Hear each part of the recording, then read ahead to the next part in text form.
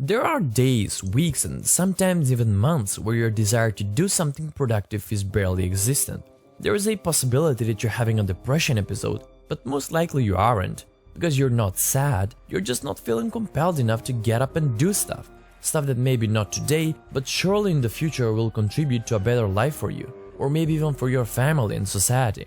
And to properly understand the reasons and solutions to this problem, we need to have a better understanding of the underlying processes that are taking place when we talk about motivation. If you're hungry, it's not just a simple drive that's pushing you to get something to eat. It's more of a sub-personality that has a goal. It has a bunch of action patterns related to that particular goal, and it organizes your emotional responses around that goal. We can look at it from another perspective. We could say that motivation sets goals and emotions track progress towards goals. Generally speaking, motivation determines what your aim is. So if you're thirsty, you're going to aim at something to drink, and it will automatically alter your perception, so you zero out everything that is not relevant to that goal. Once you start to focus on the few things that will guide you forward, your emotions start to track your progress. So when you encounter those things that facilitate your movement forward, that produces positive emotions. On the other hand, when you encounter some kind of threat or blockage between you and your goal, that produces negative emotions, and that can be anger, disappointment, grief, and so on. And if you experience some of the more powerful negative emotions like pain, for example, that can cause you to abandon your goal and turn back. So why is it so hard to get up and do stuff? And it might be that you just don't have any goals. It might be that you're aiming at nothing. So no aim equals no emotions, which equals no neurochemical fuel to keep you going. Your case might not be exactly the same, but it is a pretty accurate scenario. And you might ask, how do you fix that? Well, you need to sit down and set your goals.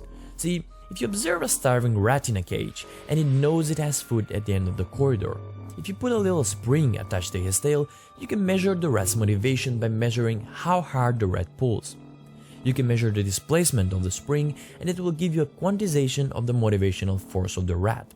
What's more interesting is if you set up the same scenario with the rat trying to get to some food, and you spray some cat odor behind it, the starving rat would pull even harder, because it is starving and he really wants to get the hell away from there. So getting away and getting somewhere are two distinct motivational systems, and if you can combine them together, then you can make a really powerful motivational force. And you can start by sitting down and writing your perfect future, and also the possible hell you want to avoid. Let's say, for example, you're not motivated to work out. You can start by imagining how perfect and healthy your body would be if you only started to work out for 30 minutes a day. You can then imagine the clothes fitting you perfectly, your posture, your health, stamina, etc. You can write everything down. You can write about the positive mood and outlook on life you adopted since you started to work out. Then imagine the opposite. Imagine you being overweight, your IQ dropped because you didn't exercise or had optimal body weight, so naturally your IQ decreased as you aged. Imagine going to the doctor and he's telling you that you have an increased chance of heart attack. Imagine feeling anxious and depressed without any self-confidence or motivation, stuck being overweight forever. And that's a pretty terrifying future as far as I can tell. Then once you do this, you can sit down and negotiate with yourself. You can ask yourself, what would you want in return if you would work out for 30 minutes a day for the next week? And that can be a walk in the park, a beer with your friends, playing video games, like whatever gets you excited, and then agree on that contract with yourself. This reward combined with the visualization of the ideal future and possible hell is going to produce a high level of motivation and drive to get you started on fixing the dimensions of your life that need to be fixed.